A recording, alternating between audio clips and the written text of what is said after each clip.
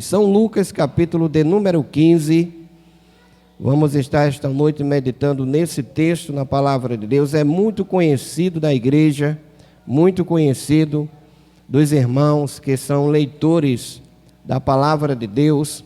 Conhece esse texto, o Evangelho, escrito pelo escritor São Lucas. Capítulo 15, ele tem uma série de parábolas, né? E os primeiros versículos do capítulo 15, ele vai falar sobre a parábola da ovelha perdida. Então são 3 parábolas em seguida. Primeira parábola das 100 ovelhas, segunda parábola da pérola, né, perdida, e a terceira parábola do filho pródigo. Nós esta noite estaremos pedindo a todos que dobrem a sua atenção, pois estaremos relendo novamente o texto que lemos esta noite aos irmãos, o capítulo de número 1, para a gente poder compreender um pouco melhor esse texto sagrado, em nome de Jesus. Amém? Glória seja dada o nome do Senhor Jesus. Aleluias. São Lucas, capítulo de número 15, versículo de número 1, diz assim: chegavam-se a ele todos os publicanos e pecadores, e os fariseus e os escribas murmuravam, dizendo: este recebe pecadores e comem com eles. E ele lhes propôs esta parábola, dizendo: que homem dentre vós, tendo 100 ovelhas e perdendo-se uma delas, não deixa no deserto as 99 e não vai após a perdida até que venha achá-la? E achando-a, põe sobre seus ombros cheio de júbilo. E chegando à sua casa, convoca os amigos e vizinhos, dizendo-lhe: alegrai-vos comigo, porque já achei a minha ovelha perdida. Verso 7, para encerrar: digo-vos que assim haverá alegria no céu por um pecador que se arrepende, mais do que por 99 justos que não necessita de arrependimento. Meus queridos irmãos, nos primeiros versículos do capítulo 15, vamos ver o que ocorreu. E não foi só essa vez aqui. Os irmãos conhecem diversos textos na Bíblia, onde os escribas e fariseus, que eram grupos distintos, né, de pessoas religiosas da época em que Jesus ele residiu ali, na cidade de Jerusalém, e deu início ao seu ministério.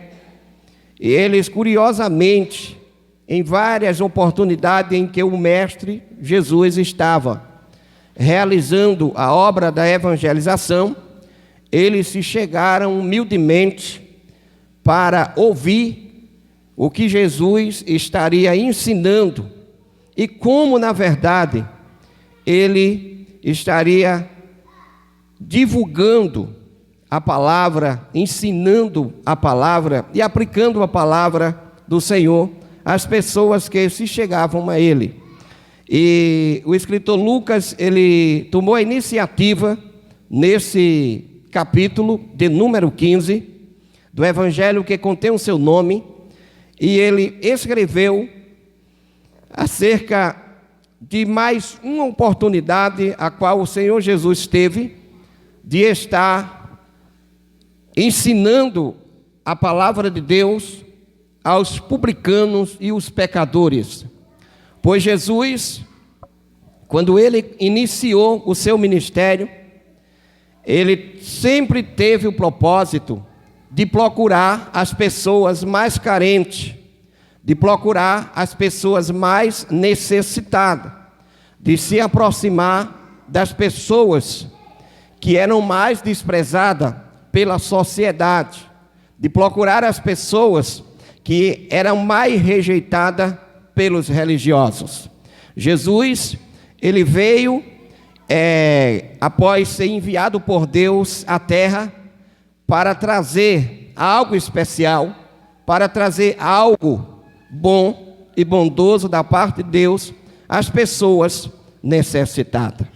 E a história aqui nesse texto vai nos dizer que em uma oportunidade em que Jesus ele estava ensinando a palavra, em que Jesus ele estava aplicando os seus ensinamentos, as suas instruções aos publicanos e aos pecadores, os escribas e fariseus tomaram a iniciativa de se aproximar e participar daquela reunião e estar ali. Só que o escritor Lucas, ele escreve e ele deixa claro que quando os escribas e fariseus, eles chegaram até a reunião onde Jesus estava, eles, no lugar e na oportunidade que tivera, em vez de ouvir um pouco mais a palavra humildemente para aprender um pouco mais, eles começaram a murmurar entre si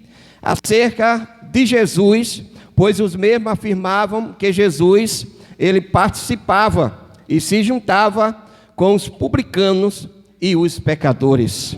Amados, há uma ramificação nesta geração de pessoas que seguem o mesmo rito, seguem a mesma carreira, seguem a mesma linha dos escribas e fariseus.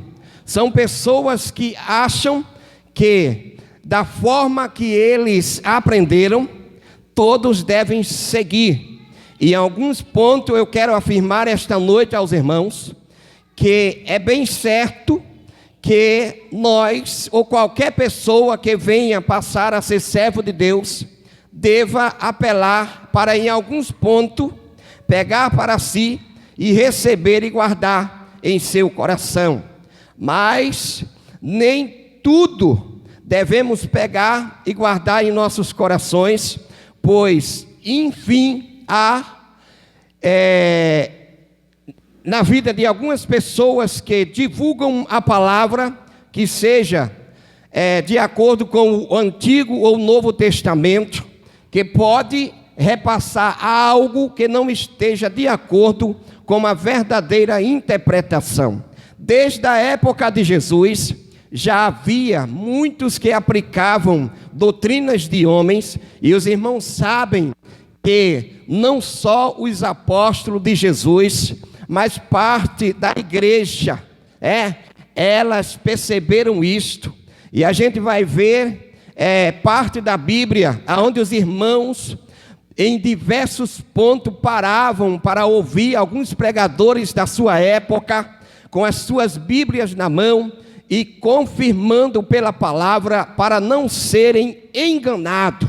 Pois muitos, desde a época de Jesus, se levantaram para pregar uma palavra não da forma que está escrito. E é perigoso aceitar doutrinas de homem. Louvado seja o nome do Senhor. Por quê? Porque a doutrina de homem, ela traz confusão à mente humana. Você fica confuso e sem segurança. Porque quando você vai avaliar a palavra de Deus, você vai ver que a escrita não está da forma que alguém aplicou. Louvado seja o nome do Senhor.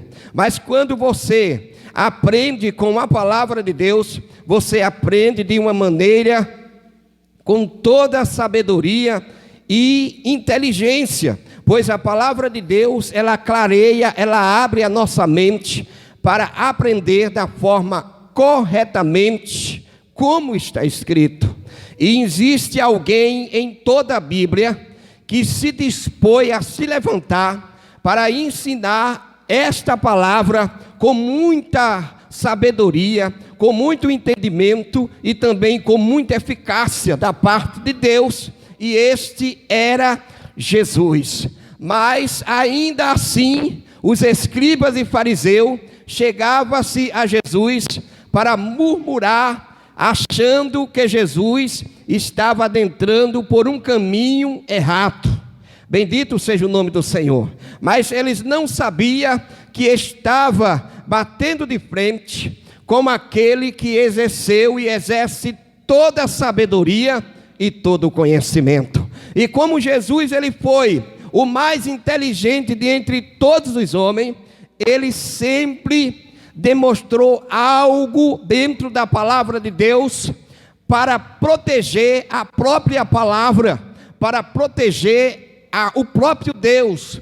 Pois quando alguém se levanta contra alguém que está pregando a verdadeira palavra de Deus, esta pessoa não está se levantando apenas contra a palavra, mas contra o próprio Deus. Bendito seja o nome do Senhor. Só que todas as vezes que alguém se levantou para tentar fazer com que as pessoas entendessem diferente as coisas e os ensinamentos que Jesus estava ensinando, todas as vezes que eles fizeram isso, que as pessoas fizeram isto, passaram decepção e alguns passaram vergonha. Bendito seja o nome do Senhor. Lembra-se daquela oportunidade que Jesus estava no templo e levaram uma mulher até ele. Jesus utilizou uma expressão bem clássica e simples. Simplesmente ele a colocou no profundo do coração de todos aqueles homens que estavam ali, tentando acusar aquela mulher diante de Jesus, e todos foram embora com uma expressão simples: qualquer de vós que estiver sem pecado, seja o primeiro a atirar uma pedra sobre esta mulher. Bendito seja o nome do Senhor. Então, todas as vezes que as pessoas, os escribas e fariseus, qualquer pessoa se levantou contra Jesus, tiveram que voltar atrás e entender que Jesus está com toda a sabedoria e todo o conhecimento. E aí Jesus, mais uma vez aqui nesse texto, irmão, ele vai utilizar uma expressão sem se colocar na cena. Ele não se coloca na cena. Ele coloca um homem que estava no meio dos escribas e fariseus, que fosse um sacerdote, um sumo sacerdote, que fosse um escriba, um ancião. Jesus, ele colocou um deles. E ele diz aqui, verso 4: que homem dentre vós, tendo 100 ovelhas, perdendo-se uma delas, não deixa no deserto as 99 e não vai após a perdida até que venha achá-la. O que Jesus faz, quando ele percebe a murmuração dos escribas e fariseus, Jesus ele fala por parábola. Jesus, ele pega um homem de entre os que estão ali lhe ouvindo naquele momento e faz a ele uma pergunta: se você, ó homem, tendo 100 ovelhas e perdendo-se uma delas, você não deixará as 99 no deserto e não vai em busca da perdida até achá-la? Foi o que Jesus ensinou aqui e Lucas escreveu. E no verso 5 ele diz: e achando o apoio sobre seus ombros, cheio de júbilo, ele deixa as 99, vai em busca da perdida. E Jesus diz que achando a perdida, coloca em seus ombros com júbilo e volta. E chegando à sua casa, convoca os amigos e vizinhos, dizendo: alegrai-vos comigo, porque já achei a minha ovelha perdida. Eu quero aqui nesta noite parar um pouco nesse texto aqui e tentar aqui ficar com os irmãos alguns minutos, só para a gente compreender melhor aqui esse texto. Quando Jesus ele expressa aqui nesses 3 versículos que acabei de ler, Jesus ele estava tentando demonstrar para os escribas e fariseus o valor que tem uma ovelha. Jesus aqui ele não estava tirando o valor das 99. As 99 também tinham valor. Mas ele estava querendo afirmar que a que se perdeu, ela também tinha valor. E por ela ter valor, por ela ser valiosa, o pastor, o homem que Jesus cita aqui, ele deixou as 99 segura e foi em busca da que tinha se perdido. Se ela não tivesse valor, ele não iria. Se ela não fosse valiosa para ele, ele não sairia em busca. Então somente diria: foi apenas uma, eu tenho 99. Ele diria isto. Jesus aqui nesse texto, irmão, ele está querendo afirmar a todos que estavam ali, naquele momento, que o trabalho que ele estava fazendo era, na verdade, o mesmo trabalho que os escribas e fariseus estavam fazendo. Estavam correndo atrás das almas, ganhando-a, trazendo à casa de Deus, discipulando e tornando elas servo e serva do Senhor. Era o que os escribas e fariseus estavam fazendo. É o que os religiosos fazem. E Jesus estava também seguindo esse mesmo rito. Só que tinha uma diferença. Os escribas e fariseus, ele observava Jesus ensinando e realizando a obra com uma visão diferente.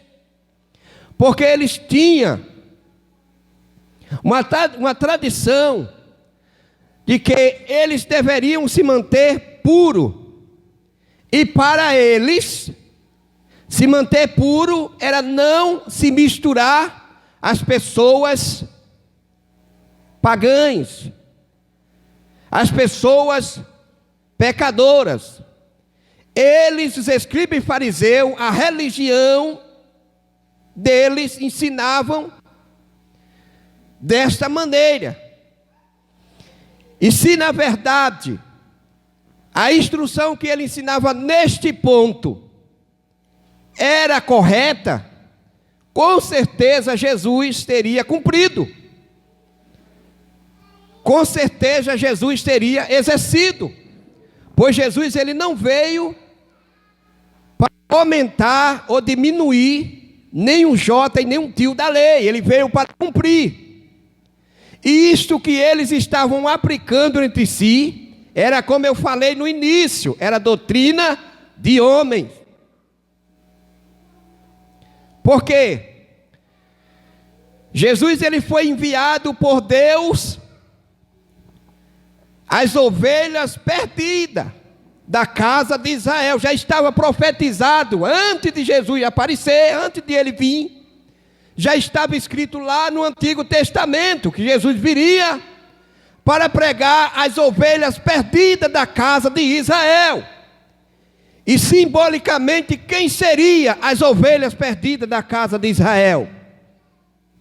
Simbolicamente, quem são as ovelhas perdidas da atualidade?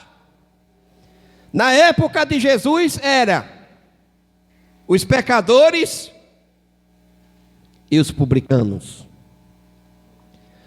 Os publicanos, eles eram rejeitados por todos os religiosos, porque eles exerciam um trabalho público, e esse trabalho era a favor da política da sua época. Por isso, eles eram rejeitados pelos religiosos. Quem fazia parte da congregação judaica, se fizesse um curso e fosse trabalhar para os políticos da época, eram rejeitados. eram rejeitados. Zaqueu era um publicano que estava rejeitado. E os irmãos conhecem. Ele fazia parte da religião judaica. Zaqueu era judeu. Mas ele estava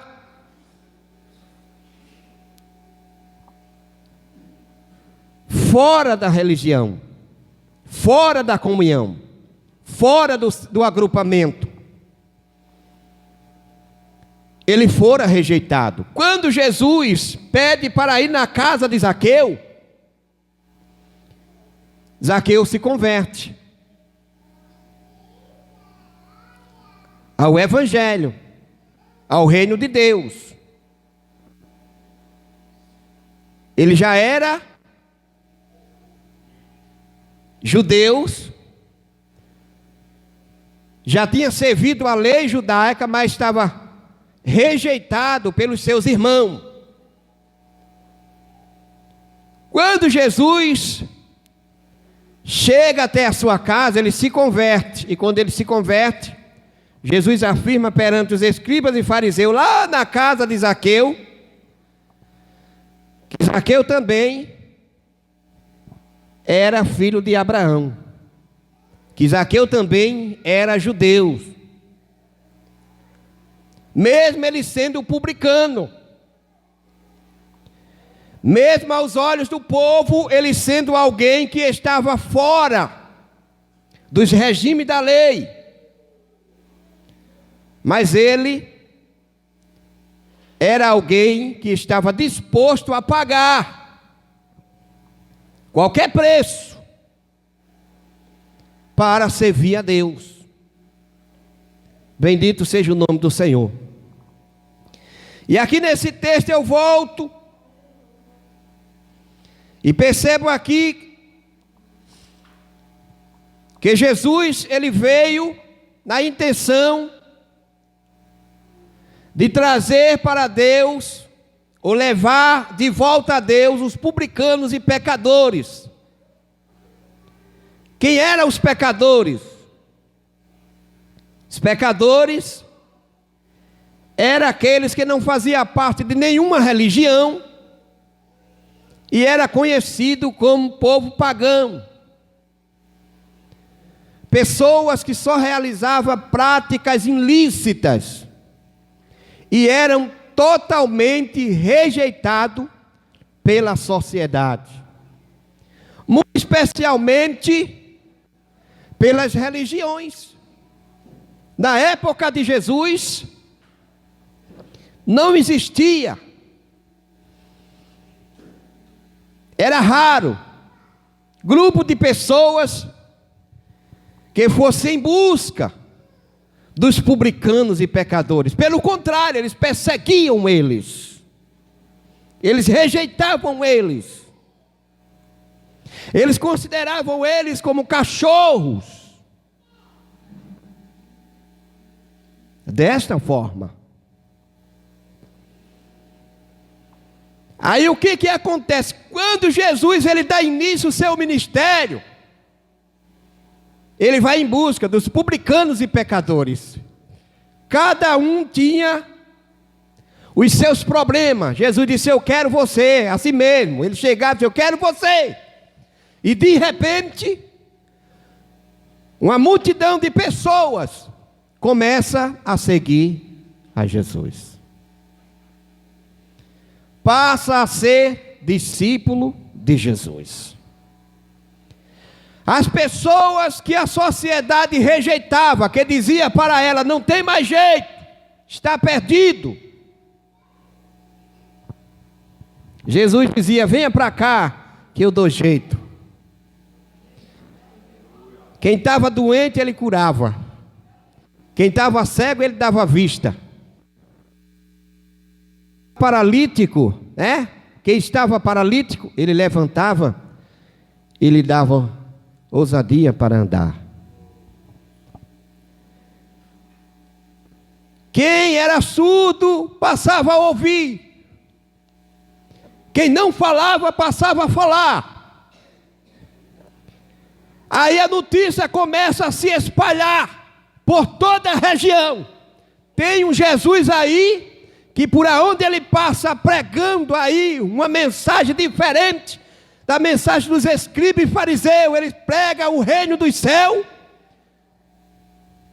As pessoas não apenas se convertem, como recebem a cura. E aí pessoas e mais pessoas começam a seguir a Jesus. E aí os escribas e fariseus, ao ver isto, vai lá e começa a murmurar de Jesus, porque Jesus estava juntos com os publicanos e pecadores e ainda comia com eles. Bendito seja o nome do Senhor Jesus. Já pensou se Jesus viesse e só tivesse justo? Não haveria salvação, né? Haveria necessidade de salvação? Por certo, Jesus nem viria até a terra, não é assim? Jesus só veio porque ainda existiam muitas ovelhas perdidas da casa de Israel para ser resgatada. E ele veio, resgatou algumas da casa de Israel.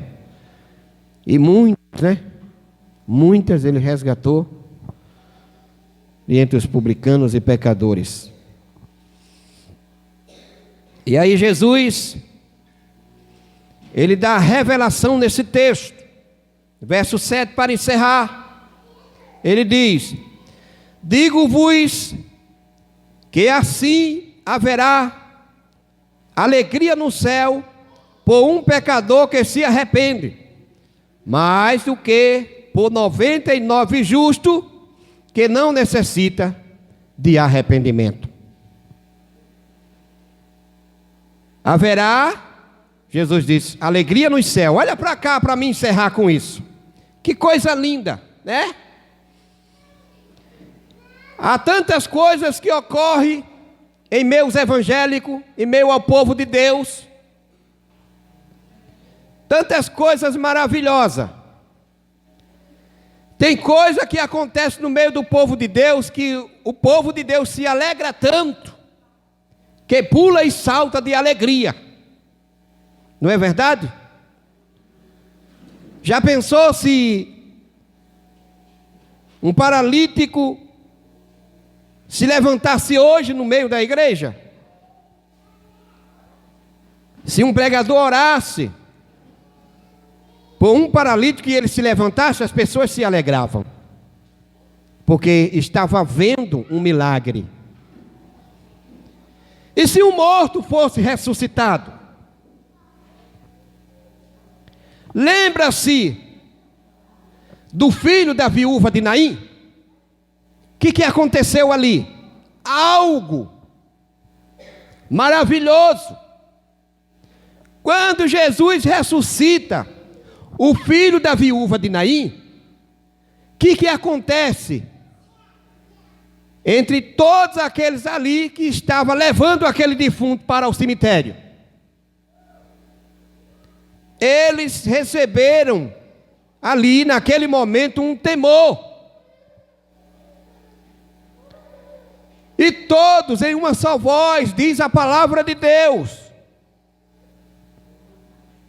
eles passaram a dizer: um grande profeta se levantou entre nós e Deus visitou o seu povo. A alegria, porque o morto estava ali e Jesus ressuscitou. Mas quando alguém é curado, olha para cá para encerrar, quando alguém recebe a cura, a alegria na terra. Quando alguém é ressuscitado, a alegria na terra. Quando alguém é liberto, a alegria na terra. Quando alguém recebe um livramento, a alegria na terra. Há tantas coisas que ocorrem aqui e que traz alegria na terra. Mas só existe alegria no céu quando um pecador se arrepende. Para alegrar o céu é preciso um pecador se arrepender. Agora olha para cá para encerrar. Sabe por que o diabo nesses últimos dias, ele quer parar a igreja de evangelizar? É porque ele sabe disso. Ele sabe que quando um pecador se arrepende, os céus se alegram com festa. Se alegra com festa lá no céu. É por isso que você, pregador, é por isso que você, pregadora, precisa pregar o arrependimento. As pessoas precisam se arrepender dos seus pecados para que os céus estejam alegres. Aleluias. São tantos pregadores na atualidade que estão pregando tanta bobagem, mas não estão pregando o arrependimento. Enquanto milhares de pessoas estão morrendo todos os dias sem ouvir uma mensagem de arrependimento. Quando o próprio Jesus, ele veio com essa responsabilidade de ganhar alma para o reino de Deus, e foi mal compreendido. Toda a obra de Jesus no seu ministério durante 3 anos foi para ganhar alma para o reino de Deus. A igreja precisa se despertar. A igreja precisa mudar totalmente as suas mensagens. Pregar a salvação. Pregar a libertação. Porque muitas são as pessoas que estão perdidas e precisa ser achada. Muitas são as pessoas que estão perdidas e precisa ser achada. Quantas pessoas estão perdidas sem ter um caminho para encontrar a saída? Quantas não estão perdidas? E a responsabilidade é minha, a responsabilidade é da igreja de ir em busca delas. Muitas pessoas estão perdidas. O Espírito Santo, ele quer que a igreja se levante e vá em busca das almas que estão perdidas. Enquanto muitos pregadores estão pregando mensagem por aí afora, desperdiçando mensagem de crítica, mensagem de perseguição, mensagem que não leva à edificação. As almas estão morrendo, estão perecendo, estão morrendo, e são vocês, pregadores, que vai dar conta dela nos últimos dias, porque Deus escolheu você. Não foi para estar pregando mensagem de crítica, foi para pregar mensagem de libertação.